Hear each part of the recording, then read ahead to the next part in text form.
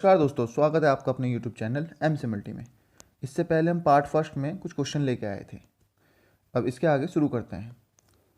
चलिए दोस्तों, तो क्वेश्चन है दोस्तों, प्रेशर कुकर में खाना जल्दी पकता है क्योंकि कुकर से गर्मी बाहर नहीं निकल पाती। दूसरा ऑप्शन है वाष्प उबलते पानी से कम गर्म होती है।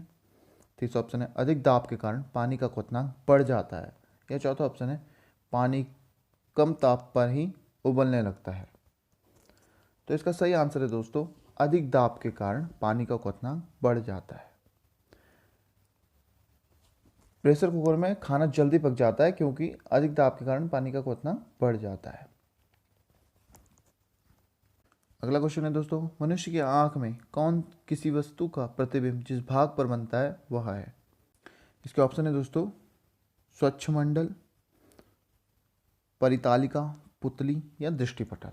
अगर आपको किसी का आंसर पता है दोस्तों तो कमेंट करें। तो दोस्तों इसका सही आंसर है दृष्टिपटल, जिसे इंग्लिश में रेटिना कहते हैं। मनुष्य की आंख में किसी वस्तु का प्रतिबिंब उसके दृष्टिपटल पर बनता है। रेटिना के पिछले पर्दे को आइरिस कहते हैं, जो आंख में जाने वाले प्रकाश को नियंत्रित करता है। पुतली के पीछे नेत्र लेंस होता है। इसके द्वारा बाहरी वस्तुओं का उल्टा, छोटा और वास्तविक प्रवर्तित लेंस के पीछे दृष्टिपटल पर बनता है। आंख में श्वेत झिल्ली को दृष्टिपटल कहते हैं। वे कौन से मूल वर्ण हैं जिनसे टीवी के पर्दे पर विभिन्न रंग प्रकट होते हैं। ऑप्शन है इसमें लाल, हरा, नीला, या लाल, पीला, हरा, या नारंगी, हरा या बैंगनी, या लाल, पीला, हरा और काला। तो दोस्तों इसका अगर आपको कोई आंसर पता है तो कृपया कमेंट करें। तो इसका सही आंसर है दोस्तों लाल, हरा और नीला। प्रकाश में 3 मूल या प्राथमिक रंग होते हैं, लाल, हरा और नीला। इन्हें प्राथमिक रंग कहते हैं। इनके मिलाने से द्वितीय रंगों का निर्माण होता है और प्राथमिक और द्वितीय रंगों के जोड़ों को एक दूसरे का पूरक रंग भी कहते हैं। वास्तव में परावर्तन व अवशोषण के कारण विभिन्न रंगों का प्रभाव उत्पन्न या अनुपस्थित दिखने लगता है और सभी प्रकार के प्राथमिक रंगों और सभी द्वितीयक रंगों को मिलाने से सफेद रंग के प्रकाश की उत्पत्ति होती है। अगला क्वेश्चन है दोस्तों, डेसिबल इकाई का प्रयोग जिसके मापन में होता है वह है प्रकाश का वेग, उष्मा की तीव्रता, ध्वनि की तीव्रता या रेडियोधर्मी आवृत्ति। तो इसका सही आंसर है दोस्तों ध्वनि की तीव्रता। डेसिबल इकाई का प्रयोग ध्वनि की तीव्रता नापने के लिए होता है। अगला क्वेश्चन है दोस्तों, मिट्टी के तेल पानी के ऊपर इसलिए तैरता है क्योंकि उसका घनत्व पानी के घनत्व से अधिक होता है, उसका घनत्व पानी के घनत्व से कम होता है, उसका घनत्व पानी के घनत्व के बराबर होता है, या उपरोक्त में से कोई नहीं। तो इसका सही आंसर है दोस्तों उसका घनत्व पानी के घनत्व से कम होता है। मिट्टी का तेल का घनत्व पानी के घनत्व से कम होता है, इसलिए वो पानी पर तैरता है। द्रव्यों को गर्म करने पर उनके घनत्व में कमी और आयतन में वृद्धि होती है। नदी के पानी का घनत्व समुद्र के पानी के घनत्व से कम होता है। पानी की बूंद गोलाकार होती है, इसका कारण है पृष्ठ तनाव, कम तापमान, वायु प्रतिरोध या जल की श्यानता। तो इसका आंसर है दोस्तों पृष्ठ तनाव। वर्षा की बूंद की गोलाकार आकृति का कारण पृष्ठ तनाव है और किसी भी द्रव का स्वतंत्र पृष्ठ न्यूनतम क्षेत्र घेरने का प्रयास पृष्ठ तनाव के गुण के कारण ही करता है। हवाओं की ऊर्जा होती है केवल स्थितिज, केवल गतिज या वैद्युत, या ए और बी। तो इसका सही आंसर है दोस्तों केवल गतिज। हवाओं में पाई जाने वाली ऊर्जा केवल गतिज ऊर्जा होती है। किसी वस्तु में उसके गति के कारण कार्य करने की जो क्षमता आ जाती है उसे उस वस्तु की गतिज ऊर्जा कहते हैं। यदि m द्रव्यमान की वस्तु v वेग से चल रही है तो गतिज ऊर्जा होगी ke, मतलब गतिज ऊर्जा इक्वल टू 1/2 mv²। आग बुझाने वाले संयंत्र में कार्बन डाइऑक्साइड किस अभिक्रिया से पैदा होती है। चूने का पत्थर तथा तनु सल्फ्यूरिक अम्ल, या मार्बल चूर्ण तथा तनु हाइड्रोक्लोरिक अम्ल।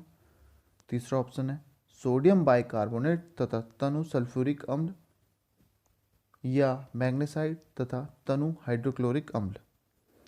अगर आपको आंसर पता है दोस्तों कमेंट करें। तो इसका सही आंसर है दोस्तों सोडियम बाइकार्बोनेट तथा तनु सल्फ्यूरिक अम्ल।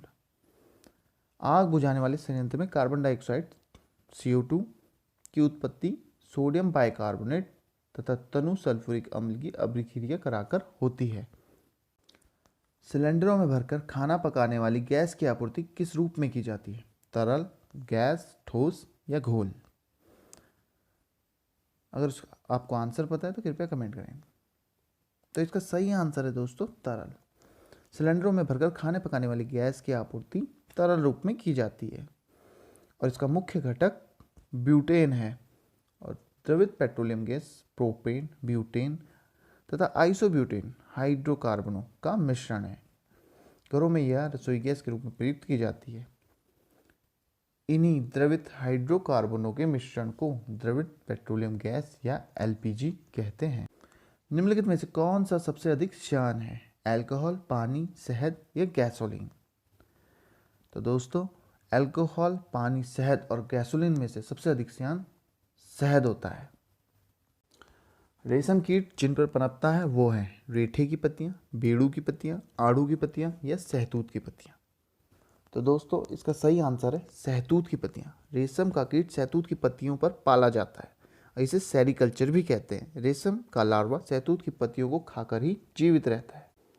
निम्नलिखित में से कौन सी जीव में रक्त नहीं होता है किंतु ये सांस लेते हैं? हाइड्रा, तिलचट्टा, कीचुआ या मछली? तो इसका सही आंसर है दोस्तों हाइड्रा। ये हाइड्रा जो है ये सिलेंट्रेटा संघ का प्राणी है। इसमें रक्त नहीं होता है किंतु यह सांस लेता है। ये प्राणी जलीय द्विस्तरीय होता है। केंचुए की बात करते हैं दोस्तों। केंचुआ एनेलिडा संघ का प्राणी है। केंचुए में 4 जोड़ी हृदय होते हैं। तिलचट्टा की बात करें, तिलचट्टा ऑर्थोपोडा संघ का प्राणी है। इसका शरीर 3 भागों में बटा होता है और मछली मत्स्य वर्ग की प्राणी है। तो इस क्वेश्चन का सही आंसर था दोस्तों हाइड्रा। लाल रक्त कोशिकाओं का निर्माण हमारे शरीर के किस भाग में होता है? यकृत, हृदय, अस्थिमज्जा या गुर्दा? तो इसका सही आंसर है दोस्तों अस्थिमज्जा। लाल रक्त कोशिकाओं का निर्माण हमारे शरीर के अस्थिमज्जा, जिसे बोन मैरो कहते हैं, बोन मैरो में होता है। यह केवल मनुष्य एवं अन्य स्तनधारियों के रक्त में पाया जाता है। इसमें केंद्रक नहीं होता है और इसका जीवन काल 120 दिन होता है। इसकी मृत्यु प्लीहा में होती है। निम्नलिखित में से कौन से रोग का कारण जीवाणु नहीं होता है? एड्स, डिप्थीरिया, हैजा, काली खांसी? तो इसका आंसर है दोस्तों एड्स। एड्स एक विषाणु जनित रोग है। इस रोग का वाहक HIV विषाणु है। इस रोग से ग्रसित व्यक्ति की प्रतिरोधक क्षमता कम हो जाती है। अब डिप्थीरिया की बात करें दोस्तों, तो डिप्थीरिया जीवाणु जनित रोग है। यह रोग शरीर की श्वास नली को प्रभावित करता है। यह कोरिनी बैक्टीरिया डिप्थीरी नामक जीवाणु से फैलता है। इस रोग का लक्षण सांस लेने में कठिनाई या दम फूलने लगता है। काली खांसी की बात करें दोस्तों, तो काली खांसी भी जीवाणु जनित रोग है। यह शरीर के श्वसन तंत्र को प्रभावित करता है। इसमें लगातार खांसी आती है।